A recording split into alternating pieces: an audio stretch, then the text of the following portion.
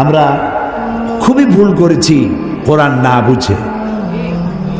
গতকাল আমি যুবকদেরকে থ্যাঙ্কস দিয়েছি, মনে আছে না আপনাদের? যুবকরা আমাদের প্রাণ শক্তি। যুবকরা যদি এগিয়ে আসে, কোরআন বোঝার কম্পিটিশনে যদি এগিয়ে আসে, কতই না ভালো হবে যদি তারা কোরআন পড়তে শেখে এবং কোরআন বোঝে। তাহলে তারা কোরআনের দিকে আকৃষ্ট হবে এবং কোরআনকেই জীবনের একমাত্র পাথর হিসেবে গ্রহণ করবে। সে কথাগুলি আমি সামনে গিয়ে বলব। তো আল্লাহ তাআলা বলছেন যে এই কোরআনের মধ্যে শুধু নামাজ রোজা হজ যাকাত না। আমি গতকাল বলছিলাম, মনে আছে আপনাদের, যে শুধু নামাজ রোজা হজ যাকাত হইলে শুধুমাত্র 1 পারা বা 2 পারা কোরআন শরীফ নাজিল করলেই হইতো, 30 পারা নাজিল হইল কেন? এই কথা তো মাথার মধ্যে ঢোকা উচিত আমাদের। যেহেতু চিন্তা করি না তাই মাথার মধ্যে ঢোকে না, চিন্তা করলে তবে না ঢুকবে। এখন দেখুন, আল্লাহ তাআলা বলছেন আমি আমার নবীকে ওহীর মাধ্যমে মূসা, নূহ, ইব্রাহিম, আদম প্রাগৈতিহাসিক ঘটনাবলী আমি এর দ্বারা জানাইছি কোরআন দিয়ে। রাসূল তো সেখানে উপস্থিত ছিলেন না। আল্লাহ তাআলা বলছেন তিলকা মিন আম্বাইল গায়বি নূহিহা ইলাইকা মা কুনতা তা'লামুহা আনতা ওয়ালা কওমুক মিন ক্বাবলি হাদা।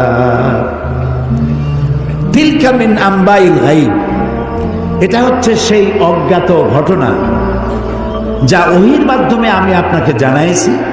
তা না হলে আপনি এবং আপনার কওম, আপনার জাতি এই সম্পর্কে কিছুই জানতো না। না ইব্রাহিমের ঘটনা, না নূহের ঘটনা, না মূসার ঘটনা, এগুলো কিছুই জানতেন না। হযরত ইউসুফ আলাইহিস সালামের কথা বলে আল্লাহ তাআলা বলছেন যালিকা মিন আম্বাইল গায়বি নূহিহি ইলাইকা ওয়া মা কুনতা লাদাইহিম ইজ আজমাউ ওয়া হুম ইয়ামকুরুন। এটা হচ্ছে সেই অজ্ঞাত কাহিনী যা আমি ওহীর মাধ্যমে আপনাকে জানাইছি। অথচ তার ভাইয়েরা যখন ইউসুফ আলাইহিস সালামের বিরুদ্ধে ষড়যন্ত্র করছিল তখন আপনি তার কাছে ছিলেন না, আমি আপনাকে জানাইছি ওহীর মাধ্যমে। মূসা আলাইহিস সালামের ঘটনা আল্লাহ তাআলা বলে তারপরে বলতেছেন ওমা কুনতা বিজানিবিল গারবিয়্যি ইজ কাদাইনা মূসা আমরা ওমা কুনতা মিনাশ শাহিদিন। মূসা আলাইহিস সালাম তিনি পশ্চিম সেই সিনাই পর্বতের পশ্চিম দিগন্তে, পশ্চিম প্রান্তে তিনি যখন আক্রান্ত হয়েছিলেন সেখানে আপনি উপস্থিত ছিলেন। আমি আপনাকে ঘটনার মাধ্যমে জানাইছি। মূসা আলাইহিস সালামের উপরে যেখানে ওহী নাজিল হয়েছিল সে জায়গাটাও আল্লাহ তাআলা আমাকে দেখাইছেন। আলহামদুলিল্লাহ। মিশর কায়রো এর রাজধানী, মিশরের রাজধানী কায়রো, জামিয়া আল আজহার পৃথিবীর বহু পুরাতন ইউনিভার্সিটি, বিশাল এরিয়া, প্রায় 56,000 ছাত্রছাত্রী লেখাপড়া করে সেখানে। কত বড় বিশ্ববিদ্যালয়, কতগুলি ক্যাম্পাস। তো সেই বিশ্ববিদ্যালয়ের আমন্ত্রণে আমি সেখানে গিয়েছি, 5 দিন ছিলাম। আমি বলেছি যে মিশরে তো জীবনে আসিনি, আমাকে ঘুমাবার একটু সময় দিও রাত্রে, বাকি আমার একটু ঘুরাও। 5 দিনে 4,500 কিলোমিটার দৌড়াইছি। সিনাই পর্বতের সেইখানে গিয়েছি যেখানে ওহী নাজিল হয়েছিল। মূসা আলাইহিস সালাম মাদায়েন থেকে এসেছেন, প্রচন্ড ঠান্ডা, পথ হারিয়ে ফেলেছেন। স্ত্রীকে বলছেন সাথীদেরকে এখানে অপেক্ষা করো, আমি একটু ওই যে আগুন দেখা যায়, আমি হয় আগুন আনবো আর না হয় আগুন দিয়ে আলো দিয়ে রাস্তা চিনে নেব কোন দিকে যেতে হবে। ফালাম্মা আতাহা, যখন তিনি ওই আগুনের কাছে গেলেন, নুদিয়া ইয়া মূসা ইন্না আনা রাব্বুক, হে মূসা এটা আগুন টাগুন কিছু না, আমি তোমার রব, আমি তোমার আল্লাহ। ফাখলানা আলাইক ইন্নাকা বিল ওয়াদিল মুকদ্দাস তুয়া, জুতা খোলো, এখানে আমার নূর পড়েছে। সুবহানাল্লাহ, জুতা খুলে আসো। ওয়াদি মুকদ্দাস, ওয়াদি বলা হয় 2 পাহাড়ের মাঝখানে যে সমতল ভূমি থাকে এটাকে আরবিতে বলা হয় ওয়াদি, আর বাংলায় বলা হয় উপত্যকা। তো আমরা যখন গেছি ওয়াদি মুকাদ্দাস সাইনবোর্ড দেখেছি, জুতো আগেই খুলছি বয়স। তারপরে গেলাম সেখানে, যেই গাছের উপরে আল্লাহর নূর পড়েছিল সেই গাছটা, ওরা বলে এটা সেই গাছ। তো আমি এর ঐতিহাসিক সত্যতা নাই বলে মনে করতে পারলাম না যে এটা সেই গাছটাই। ওই গাছের পাতায় পাতায় অনেক চিঠি। আমি জিজ্ঞেস করলাম এই চিঠিগুলি কিসের? বললো যে ইহুদিরা আসে, খ্রিস্টানরা আসে, মুসলমানরা আসে, আল্লাহর কাছে চিঠি লিখে ওখানে ধুয়ে যায়। এই খাই খেয়ে কাম না পাইলে করবে কি? তো এটা আমার বলার উদ্দেশ্য ছিল না। আমার বলার উদ্দেশ্য ছিল যে আল্লাহ তাআলা দেখাইছেন বহু কিছু, এমনকি মুসা আলাইহিস সালাম রে এত জ্বালা দিল যে ওই ফেরাউনকেও দেখে আসছে, এখনো দাঁত ছিটকে পড়ে আছে। আল্লাহ তাআলা তাকে রেখে দিয়েছেন। আল্লাহ বলছেন তোরে মাটিতেও খাবে না, পানিতেও নষ্ট করবে না, পোকামাকড়ও নষ্ট করবে না, তোরে আমি শুটকি বানায় রাখবো কিয়ামত পর্যন্ত। তোর মতো ফেরাউন যারা হবে তোরে দেখে যেন তারা উপদেশ নিতে পারে। আল্লাহ তাআলা এটারও দেখাইছেন, পিরামিডও দেখাইছেন। অনেক নবীর কবরও আল্লাহ জিয়ারত করার সুযোগ। ইমাম শাফি রহমতুল্লাহ আলাইহ, মৌলানা জালালউদ্দিন সৈয়দী রহমতুল্লাহ আলাইহ, ইমাম ওয়াকি, ইমাম বদরুদ্দিন আইনি রাহিমাহুমুল্লাহ, হযরত সালেহ আলাইহিস সালাম, হারুন আলাইহিস সালাম, নবী দানিয়েল আলাইহিস সালাম, হযরত আবি দারদা রাদিয়াল্লাহু তাআলা আনহু, আমর ইবনুল আস রাদিয়াল্লাহু তাআলা আনহু, এদের কবর জিয়ারতের আল্লাহ তাআলা তৌফিক দিয়েছেন। আমর ইবনুল আসের যে মসজিদ দেখলাম মিশরে, সেই মসজিদে লাইলাতুল কদরে 5 লক্ষ লোক নামাজ পড়ে। লাইলাতুল কদর মসজিদ, রাস্তাটা সব ভর্তি হয়ে যায়। ইমাম যিনি, তিনি হচ্ছেন শেখ জিবরাইল। আমি শেখ জিবরাইল দেখতে পারলাম না, আগ্রহ ছিল যে জিবরাইল কেমন একটু দেখে যায়। এত লোক তার পিছনে নামাজ পড়তে আসে, সুবহানাল্লাহ। তো এখানে আল্লাহ তাআলা বলতে চাইলেন যে সিনাইয়ের পশ্চিম প্রান্তে যে ঘটনা ঘটছিল এটা তো আপনি জানেন না, আমি আপনারা জানাইছি। ফেরাউন আক্রমণ করেছে তার দলবল নিয়ে, 3 দিক থেকে আক্রান্ত হয়েছেন তিনি, আর একদিকে সমুদ্র। সাথীরা বলছে ইন্না লামুদরাকুন, ইন্না লামুদরাকুন, আমরা তো পাকড়া হয়ে গেছি, আমাদের তো পালাবার কোনো উপায় নাই। মুসা আলাইহিস সালাম কার নবী? জবাব দিতে দেরি হইল কেন? মুসা কার নবী? উম্মত ঘাবড়ে গেছে। উম্মত কি হয়ে গেছে? ঘাবড়ে গেছে, ভয় পাই গেছে। 3 দিক দিয়ে আসছে কারা? শত্রু সৈন্য 3 দিক, আর একদিকে কি? সমুদ্র। ঘাবড়াবার তো কথাই, আপনি আমি হলে তো হার্ট ফেল করবো। কোন দিকে যাবো? ফাইনাতা যাবো, যাওয়ার জায়গা নেই। কিন্তু মুসা আলাইহিস সালাম আল্লাহর নবী, তিনি বলছেন কাল্লা কাল্লা, কখনোই নয়, ভয় পেও না, রব্বি সায়াহদিন, অবশ্যই আল্লাহ আমাদেরকে পথ বের করে দিবেন। কাজী মেঘের মতো কালো ঘন কৃষ্ণ মেঘের মতো উত্তর গগন কালো মেঘে ছেয়ে গেছে, থমথমে ভাব, ঝোড়ো হাওয়া এখনই প্রবাহিত হবে। 30 ফুট উঁচু হয়ে জলোচ্ছ্বাস এসে উপকূলীয় এলাকা ভাসায় নিয়ে যাবে, বজ্রসহ বৃষ্টিপাত হবে, ঝড় বন্যায় উড়ায় নিয়ে যাবে, সুনামি হবে। আল্লাহ তাআলা ছোট্ট একটু বাতাসের আঘাত দিয়ে সব সরাই দিতে পারে।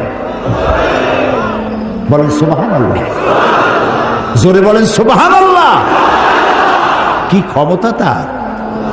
ফাআলুল লিমা ইউরিদ, যা খুশি তাই করতে পারে। তো আল্লাহ তাআলা ওহীর মাধ্যমে এই কথাগুলি জানাইছেন। বিজ্ঞানীরা, ওই যে বলছি যে বিজ্ঞানীরা যে কথাগুলি আজ বলতেছে, যেমন 1665 খ্রিস্টাব্দে স্যার আইজ্যাক নিউটন, তিনি দেখলেন গাছের থেকে একটা আপেল পড়লো মাটিতে। তিনি তখন চিন্তা করলেন যে আপেলটা মাটিতে পড়লো কেন, এটা তো উপরে উঠে যেতে পারত। এইটা চিন্তা করলেন। চিন্তা করে করে 1665 খ্রিস্টাব্দে তিনি মাধ্যাকর্ষণ শক্তি, ল অফ গ্রাভিটেশন, এটা আবিষ্কার করলেন। কত খ্রিস্টাব্দে? 1665। অথচ কোরআনে কারীম স্যার আইজ্যাক নিউটনের জন্মের 1000 বছর আগে সূরা ফাতির 41 নম্বর আয়াত আল্লাহ তাআলা বলছেন ইন্নাল্লাহা ইউমসিকুস সামাওয়াতি ওয়াল আরদা আন তাজুলা, নিশ্চয়ই আল্লাহ তাআলা চন্দ্র, সূর্য, গ্রহ, নক্ষত্র সব একটার সাথে আরেকটাকে সম্পৃক্ত করে রেখেছেন, যাতে একটার থেকে আরেকটা বিচ্ছিন্ন হয়ে না যায়। এটাই হচ্ছে ল অফ গ্র্যাভিটেশন। এই মাধ্যাকর্ষণ শক্তির কথা কোরআন ১৫০০ বছর আগে এ কথা আল্লাহ তাআলা বলেছেন। তো দুর্ভাগ্য, কোরআন বুঝি না, কোরআন শুধু সবের নিয়তে পড়ি। একবার সূরা ইয়াসিন পড়লে 10 খতম কোরআন শরীফ এর সব। এই যদি হয় তাহলে গোটা কোরআন শরীফ পড়ার আমার দরকার থেকে, খালি সূরা ইয়াসিন পড়লেই তো হলো। 3 বার সূরা ইখলাস পড়লে 1 খতম কোরআন শরীফের সব। তাহলে কোরআন পড়বি কেন মানুষ? আহারে মানুষ, আহারে কপাল পড়া মানুষ। এখন চন্দ্র, সূর্য, গোটা সৌরজগৎ সব ঘুরছে। এটা কোপার্নিকাস, গ্যালিলিও, নিউটন, আইনস্টাইন ওনারা আবিষ্কার করেছেন যে সবকিছু ঘুরছে। এটা বলতেছেন ওনারা এই কয়েকশো বছর আগে। অথচ ১৫০০ বছর আগে আল্লাহ তাআলা কোনটা ঘোরে? চন্দ্র ঘোরে না সূর্য ঘোরে না দুনিয়া ঘোরে? কে ঘোরে? একথা সূরা ইয়াসিনে আল্লাহ তাআলা তার নবীর কাছে বলে দিয়েছেন। লাশ-শামসু ইয়ানবাগি লাহা আন তুদরিকাল কামারা ওয়ালাল লাইলু সাবিকুন নাহার ওয়া কুল্লুন ফি ফালাকিন ইয়াসবাহুন। প্রবল জ্ঞানী হইবে যাহারা, আপন মনেতে বুঝিবে তাহারা। রাত্রি পারে না আগে যাইবার, দিনের স্থান করে অধিকার। যার যে স্থান বহল রাখিয়া ভ্রমণ করেছে খোদাকে ডরিয়া। শুধু পৃথিবী করে না, আল্লাহ তাআলা বলছেন ওয়া কুল্লুন ফি ফালাকি ইয়াসবাহুন। যা কিছু আছে মহাশূন্যে, এই পৃথিবীটাও মহাশূন্যে। পৃথিবীটা কোথায়? মহাশূন্যের উপর ভাসমান। তো মহাশূন্যে অকুল্লু ফি ফালাকি ইয়াসবাহুন, মহাশূন্যে যা কিছু আছে সব ঘুরতেছে আর ঘুরছে। Activities life, inactivities death. যতদিন ঘুরবে ততদিন সব ঠিক থাকবে। আর যেদিন এই ঘূর্ণায়মানের এই চক্রের আবর্তন বন্ধ হয়ে গিয়ে যখন ঘোরা বন্ধ হবে, তখন একটা প্রচন্ড আঘাতের মাধ্যমে, প্রলয়ঙ্করী আঘাতের মাধ্যমে দুনিয়ায় কিয়ামত অনুষ্ঠিত হয়ে যাবে। তো আল্লাহ তাআলা কোরআনে কারিমে এই কথাগুলি অনেক আগে বলে রেখেছেন।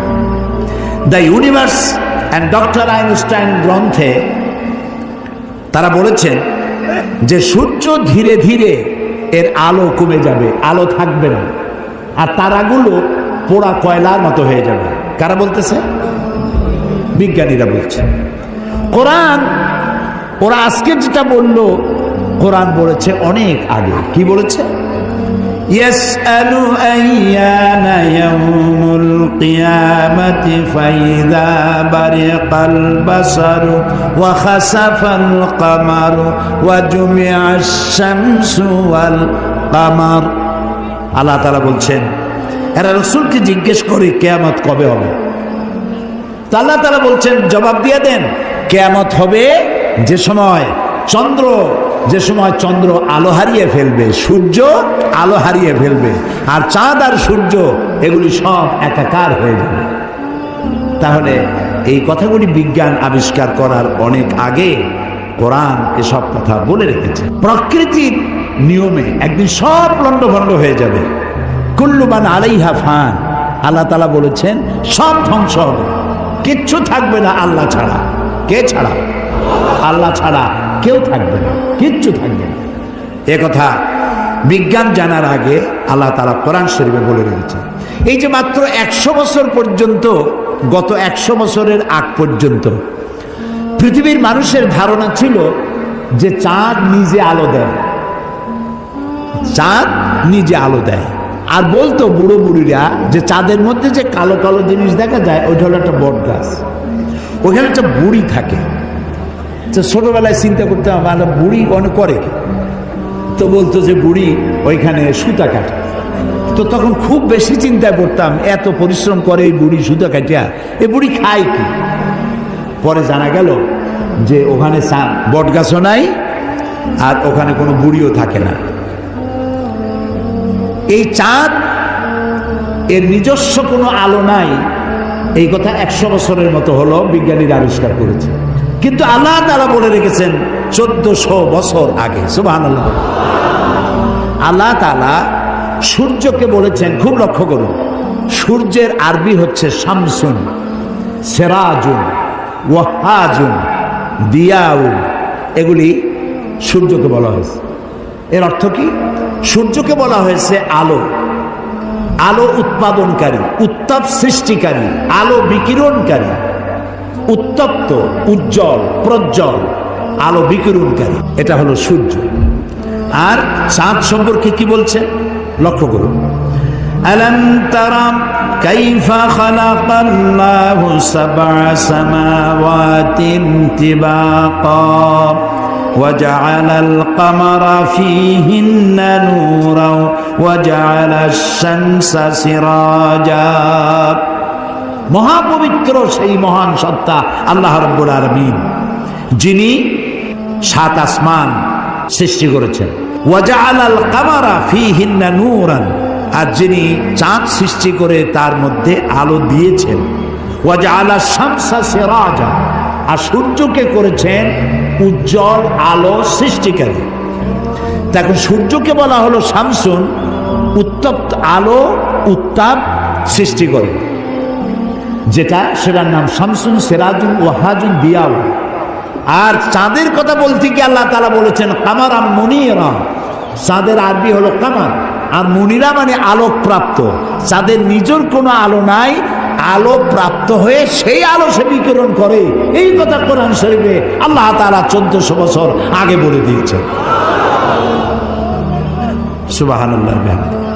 এরপরে আপনারা দেখুন, এই যে উদ্ভিদ, গাছপালা, গাছ আমাদের জীবনের শত্রু নাকি? গাছ আমাদের কি? কাজে যেখানে পান সমানে কাটে। মানুষ সমানে গাছ কাটে, কিন্তু যে পরিমাণ কাটে সে পরিমাণ গাছ তারা লাগায় না। এই গাছ সম্পর্কে, গাছ আমাদের যে বন্ধু, গাছটা আল্লাহ রাব্বুল আলামিন আমাদের জন্য নিয়ামত হিসেবে দিয়েছেন। এটার কাজ হচ্ছে কি? আল্লাহ তাআলা বলছেন ওয়াল আরদা বা'দা যালিকা দাহাহা আখরাজা মিনহা মাহা ওয়া মারআহা। এই উদ্ভিদগুলো, এর থেকে তরুলতা, উদ্ভিদ তরুলতা, এর থেকে বায়ু নির্গত হয় এবং তিনি এই দিয়ে জমিনকে সুন্দর করে প্রতিষ্ঠিত করেছেন। এবং এই গাছপালা তোমাদের জন্য এবং তোমাদের পশুর জন্য, তোমাদের জন্য অত্যন্ত বিরাট সম্পদ। তার মানে মানুষ, আমরা যে বাতাস থেকে অক্সিজেন নেই, যখন আমরা অক্সিজেনটা নিয়ে যখন ছেড়ে দেই, তখন যেটা ছাড়ি ওইটাকে বলা হয় carbon die oxide. Carbon die oxide হচ্ছে বিষ। এই যে আপনারা এখানে হাজার হাজার মানুষ বসে আছেন, আপনারা প্রত্যেকেই বাতাস থেকে অক্সিজেন নিচ্ছেন, আর যেটা ছাড়তেছেন সেটা বিষ। এই বিষটাকে পরিশুদ্ধ করার মতো কোনো ফ্যাক্টরি পৃথিবীর কাছে নাই। আল্লাহ তাআলা গাছ বানাইছেন। গাছের খাদ্য হলো, আপনি যেটা ফেলে দেন, নাক দিয়া মুখ দিয়া যেটাকে উদ্গীরণ করেন, ফেলে দেন, নিঃশ্বাস যেটা বের করে দেন, ওটা হলো গাছের খাদ্য। আর প্রতি মুহূর্তে সূর্যের উত্তাপ আর গাছের সবুজ রং দুটিতে মিলে এক প্রকারের রন্ধন ক্রিয়া হয়, আর ওর মধ্য দিয়ে কার্বন ডাই অক্সাইডকে প্রতি মুহূর্তে আল্লাহ রাব্বুল আলামিন অক্সিজেন বানাইয়া গাছের ভিতর থেকে বের করে দেয়। সুবহানাল্লাহি বিহামদিহি। এই মানুষের সৃষ্টির জন্য আল্লাহ তাআলা বলেছেন খালাকালাকুম মা ফিল আরদি জামিআ। এই পৃথিবীতে যা বানাইছি সব তোমার জন্য। সুবহানাল্লাহ। বিজ্ঞানীরা বলেছেন পাহাড়ের উচ্চ শিখর থেকে শুরু করে আটলান্টিক মহাসাগরের অতল তলদেশ পর্যন্ত যেখানে যা কিছু আছে সবগুলি মানব সেবায় নিয়োজিত। সব মানুষের খেদমতের জন্য আল্লাহ বানিয়েছে। এখন প্রশ্ন উঠতে পারে, সব মানুষের খেদমতে বুঝলাম, কিন্তু মশা দিয়া কি খেদমত হয়? মশার কামড়ের চোটে বাড়ি থাকতে পারি না, এ প্রশ্ন উঠতে পারে কি? উঠতেই পারে। আল্লাহ যদি সবই মানুষের কল্যাণে বানায়, তুই মশা বানাইছি কি কামে? আপনি বোঝেন না, বোঝেন না। একটা মশা, একে সহজে মারাও যায় না। ওকে বহু কায়দা করে হাতটা আস্তে নিয়ে যেইটা মারবেন তার আগেই সে উড়ে চলবে, খুব চালাক। এই মশা কি জন্য বানাইছেন আল্লাহ? এখন দেখেন, এই মশা মারার জন্য কত company, Mortein, aerosol, ICI company, মশারি, কত রকমের ওষুধ আর মশারি, এগুলো বানাবার পেছনে লক্ষ লক্ষ শ্রমিক কাজ করে, আর লক্ষ লক্ষ মানুষের পেটের ভাত জোটে। আপনি তো বুঝবেন না কোনটার মধ্যে কি জিনিস আছে, আল্লাহ বানাইছে কেন? তোমার মাথায় তো কুলাবে না। মশা আছে বলেই তো মশারি, মশা আছে বলেই তো মর্টিন বিক্রি হয় জম্মের মতো। এখন চিন্তা হয়তো, তাহলে সাপ বানাইছে কেন? সাপ বানাইছে কেন তা জানুন না তো? সাপের চামড়া দিয়া, সাপের চামড়ার মেলা দাম, এ দিয়ে ভ্যানিটি ব্যাগ তৈরি হয়, মহিলারা ব্যবহার করে, খুব দামি। আর সাপের বিষ, এটা দিয়ে ঔষধ তৈরি হয়। সব থেকে বিষাক্ত সাপ যেটা, যেই সাপের বিষ ব্লাড টাচ করার সাথে সাথে মানুষ মারা যায়, এই ধরনের মারাত্মক আফ্রিকান কোবরা, সেই সাপের বিষ দিয়ে মানুষের জীবন রক্ষাকারী লাইফ সেভিং মেডিসিন তৈরি হয়। সুবহানাল্লাহ। মরবে ঠিক, মানুষ মরবে ঠিক, কিন্তু মরার আগেও কথা বলে মরবে, এরকম ওষুধ সাপের বিষ দিয়ে তৈরি হয়। সুবহানাল্লাহ, সুবহানাল্লাহ। আমরা আল্লাহ তাআলার সৃষ্টি সম্পর্কে গবেষণা করলেই বুঝতে পারবো, আর চিন্তা ভাবনা না করলে খালি যদি খায়, জম্মের খাওয়া খাইয়া পেট একটা তরমুজের সাইজ বানায় খালি, কিন্তু চিন্তা করে না খাইলাম কি। প্রিয় ভাই সব, এরপরে আল্লাহ তাআলা এই কোরআন শরীফের মধ্যে বলেছেন, আমি তোমাদেরকে পানি দিয়েছি। কি দিয়েছি বলেন না?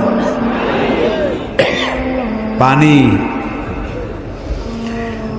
জীবনের জন্য পানি সব থেকে বেশি প্রয়োজন। জীবনের জন্য সব থেকে বেশি প্রয়োজন কি? পানি। এই পানি, এর এক নাম হলো জীবন। পানির এক নাম, এই পানি যদি বগুড়ায় 10 ফিট উঁচু হয়ে আসে, নাম হবে কি? মরণ। একটু আগেই জীবন, পর মুহূর্তে মরণ। এই পানি আল্লাহ তাআলা জীবনের জন্য পানি সৃষ্টি করেছেন। ফারাক্কার বাঁধটার নানান রকমের বাঁধ দিয়ে, আন্তর্জাতিক নদীর বাঁধটার দিয়ে পানির সর্বনাশ হবে, নদীর নাব্যতা কমে যাবে, আপনার পানির সংকট হতে পারে। এটা সব থেকে বেশি কে জানে? এই আল্লাহর নামে তো আসতে কোন কেন? কে জানে? ওই আল্লাহ রাব্বুল আলামিন প্রাণী জগতের